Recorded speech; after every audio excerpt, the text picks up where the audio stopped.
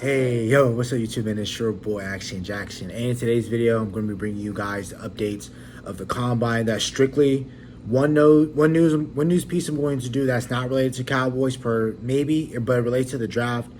And I'm going to discuss all the other interviews that were going on today that related to the Dallas Cowboys. So before we hop into the video, I would appreciate if you guys will like the video, comment, subscribe if you're new, and share my video with anyone who you think might enjoy my content. Again, helping for my channel to grow. I would appreciate if you guys would like the video, and if you are new, and when you do subscribe, hit that bell button so you guys get notified every single time that I do post a video. So hopping straight into it, man. We interviewed three linebackers so far that have been interviewed by the Dallas Cowboys so far. Shout out to Kyle Yeomans, and I'm going to put each tweet. I'm going to show you guys and credit Kyle Yeomans because there was, a lot of questions they were asking certain linebackers that we did interview.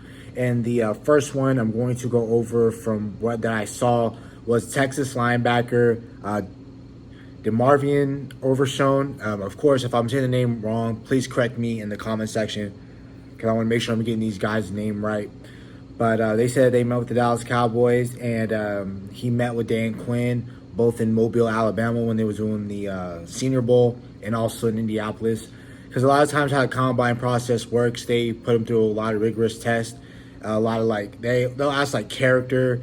If they have any character concerns, they'll ask you about it. Like the combine's so weird. They'll ask you about stuff that happened in the third grade, like if a teacher told you to write your name down 3 times and it took you the 4th time to write your name down, they'll ask your 3rd grade teacher, and then they'll ask you as a 20-year-old, 22-year-old adult, is that going to affect you, or, because they're going to see it as a character issue that you don't follow directions or whatever like that. Like the combine, they're real funny style. Also, some linebackers that I may not list because the Cowboys didn't interview them, so for example, Drew Sanders, if you haven't heard any news about the Dallas Cowboys having any interviews with him.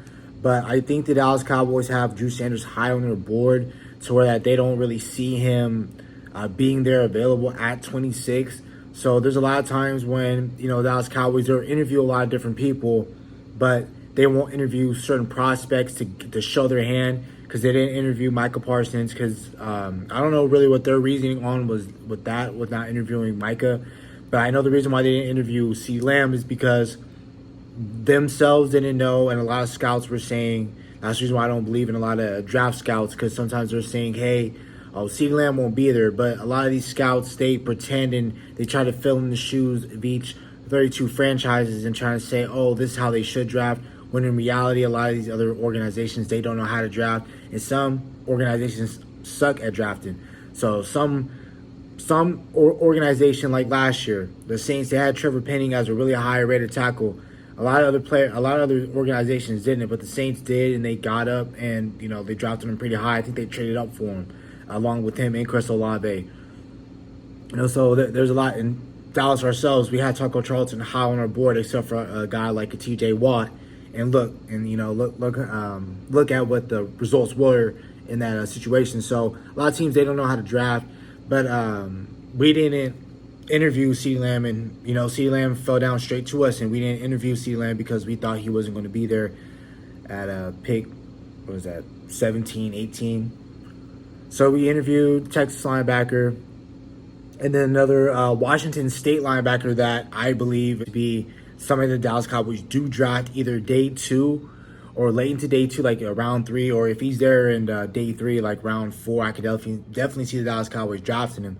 But this linebacker, Deion Henley, out of Washington State, man, he's already going to, he got asked if he was the fastest linebacker. Said no question.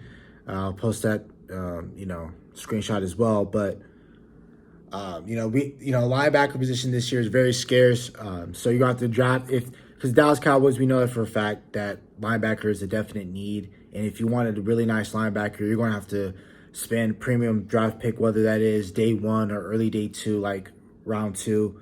So this is definitely a Dan Quinn project that if we do want to go out and go get a Washington State linebacker, Deion Henley, we're going to have to spend a round 2 pick on him. 40 time right now. I'm pretty sure today it was the first day of the combine, which it was. I'm pretty sure on the first day they normally just do certain position groups going on certain days, and those certain position groups take certain interviews.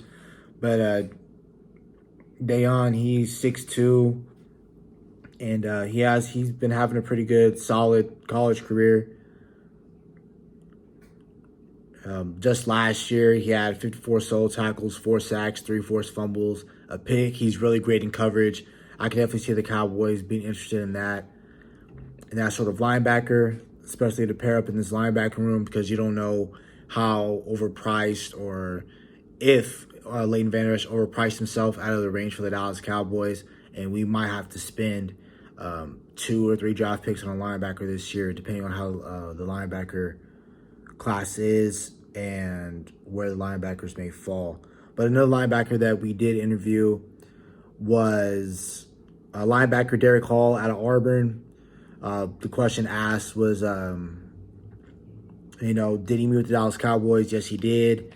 And that he was on the whiteboard with Darren Quinn. And he was quoted by saying, "Try to show them what I know." So, of course, just Dan Quinn getting hands on some of these linebackers, because I'm pretty sure the Dallas Cowboys whispered to him and let him know that we do need linebacker, and that when you go down at the Senior Bowl and the Combine, make sure that you're looking at some of these linebackers that catches your interest. And, we perhaps did that with Derek Hall as well, along with these other linebackers as well. So we did an interview with him, and that was all of the interviews that we did for the players so far. So just real quick, the linebackers that we did heavily, interview were Derek Hall, Dayon Henley out of Washington State, Texas linebacker DeMarvion Overshown. Those are the 3 linebackers that we looked at so far. And the last piece of news that we did do for the Combine that broke out today was the Jalen Carter situation. I don't know too much of the situation, so I'm not going to speak too much on it. But so far from what I'm hearing, it looks like it might hurt his draft stock, but not too much to where, he's going to completely fall out of the first round. And I find it completely unrealistic that he falls down to 26. If you guys want to look at the Jalen Carter situation, it's all over the internet. You guys can look it up yourself and gather from what you guys think. You guys can put that in the comment section what you guys think of the situation. Do you guys think Jalen Carter will fall in the draft? I think he will, but he's not going to he's not going to fall anywhere in the 20s. I think instead of him being the number 1 overall pick or him being selected in the top 3, he's going to be like a top 5, top 10 draft pick, because even with the situation that happened, I don't think he's going to slip out of the hands of a Seattle Seahawks, which I would love for him to be in Seattle. Seattle definitely needs somebody like a Jalen Carter. So Jalen Carter is at 5. I could definitely see Seattle taking him. I wish that the Raiders had different needs, because if quarterback wasn't one of them, I would love for them to even pick up a Jalen Carter. I don't want Jalen Carter to make it a 10, but he might, and I can definitely see the Eagles definitely scooping him up, things of that nature. So yeah, man, that's about it. Really, that's all I'm gonna give my opinion on about the Jalen Carter situation. I don't know too much of it as of this recording, March 1st on Wednesday. I'll probably do a little bit more research on it and read the full report. But that's what I woke up to, and that was the first thing being discussed on Twitter for me, because I follow everything mostly Cowboys. But a lot of people were asking, do you think that he could fall down in 26? And I don't think he makes it down that far. But if he does, Lord, if Jalen Carter can make it down in 26, I can forgive us not getting Daron Payne, even though Daron Payne got franchise tagged by the Washington team. So yeah, man, that's about it for the video. Hope you guys have a nice day. See you later. Stay safe, stay blessed. Bye.